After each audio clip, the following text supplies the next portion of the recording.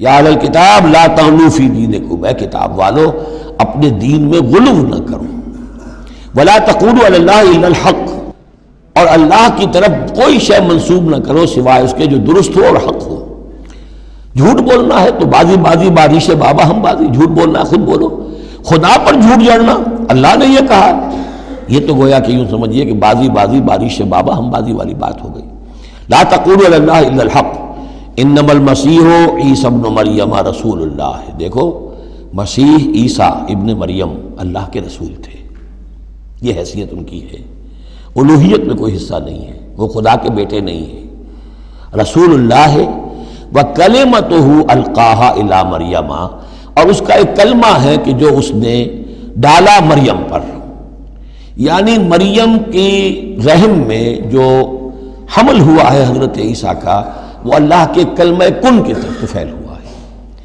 ایک جو فزیکل جو بھی حصے ہیں کسی عمل کے، اب کسی بھی انسان کی ولادت میں ایک حصہ باپ کا ہے، ایک حصہ ماں کا ہے، لیکن حضرت مسیح علیہ السلام کی ولادت میں ماں والا حصہ تو پورا موجود ہے، حمل ہوا ہے، 9 مہینے آپ اپنے رحم میں رہیں حضرت مریم سلام علیہا کے، لیکن یہ کہ باپ والا حصہ نہیں ہے۔ تو اللہ تعالیٰ کے ہاں جہاں پر بھی کوئی اس طرح کا لنک جو ہے، جو میٹیریل لنکس ہیں جو، وہ اگر کہیں ٹوٹا ہے تو کن، اللہ کا ایک کن جو ہے، اللہ کا ایک امر، وہ وہاں پر کفایت کرتا ہے۔ اس معنی میں اللہ تعالیٰ کے کلمے ہیں۔ کلمتہ القاہا الی مریم اور روح منہ، اور ایک خاص روح ہے اللہ کی طرف سے، یعنی روح تو ویسے سب کی اللہ کی طرف سے ہے، لیکن یہ کہ روحوں کے بڑے اونچے مراتب بھی ہیں۔ ایک روح محمدی ہے جس کو ہم عام طور پر ہمارے علماء نور محمدی کہتے ہیں۔ وہ نور محمدی کیا ہے؟ روح محمدی، اس لیے کہ روح جو ہے نورانی شے ہے۔ ملائکہ بھی نور سے پیدا ہوئے ہیں، اور انسانی جو ارواح ہے وہ بھی نور سے پیدا ہوئی ہیں، جنات نار سے پیدا ہوئے ہیں، حیوانات اور انسان کا بھی حیوانی جسم جو ہے یہ مٹی اور پانی سے پیدا ہوا ہے، سیدھی بات ہے۔ تو چونکہ ارواح جو نورانیہ ہیں تو وہ نور تو ہے، تو حضور کی نور، حضور کی روح اس کی اپنی شان ہے، حضرت عیسیٰ کی نور کا نور اور ان کی روح کی اپنی شان۔ روح منہ فآمنوا باللہ ورسولہ، پس ایمان لاؤ اللہ پر اور اس کے رسولوں پر۔ ولا تقولوا ثلاثہ، اور دیکھو تثلیث کا عقیدہ مت گھڑو، یہ نہ کہو کہ تین، ایک میں تین، تین میں ایک، الوہیت تین میں ہو گئی، تین اقنوم ہے۔ انتہوا خیرا لکم، باز آ جاؤ، اسی میں تمہاری خیریت ہے۔ انما اللہ الہ واحد، جان لو اللہ تو ایک ہی الہ واحد ہے، تنہا ہے۔ سبحانہ ان یکون لہ ولد، وہ پاک ہے اس سے کہ اس کے کوئی بیٹا ہوتا یا اولاد ہوتی۔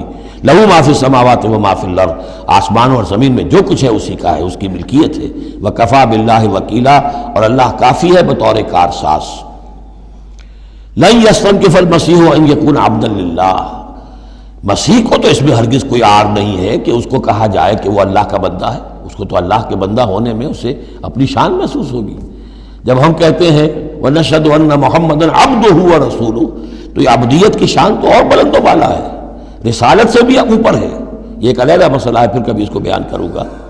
تو لن یستنکف المسیح ان یکون عبدا للہ، یہ کوئی بات ان کے لیے کوئی عار کی نہیں ہے کہ وہ اللہ کے بندے ہوں۔ ولا الملائکۃ المقربون، اور نہ ہی جو ملائکہ مقربین ہیں انہیں اس میں کوئی عار ہے کہ انہیں اللہ کا بندہ سمجھا جائے، سب بندے ہیں۔